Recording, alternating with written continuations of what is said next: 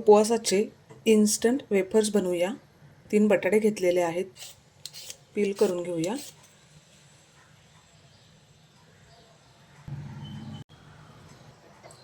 स्वच्छ धुवून घेऊया। तेल गरम होतं तोपर्यंत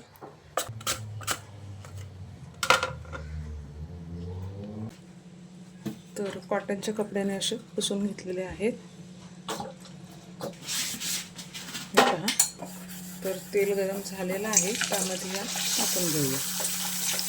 तुम्ही डायरेक्ट सुद्धा या टाकू शकता तेलामध्ये। आपल्याला हे असेच काढायचे आहेत, पहा। आणि आपल्याला परत एकदा हे डीप फ्राय करायचे।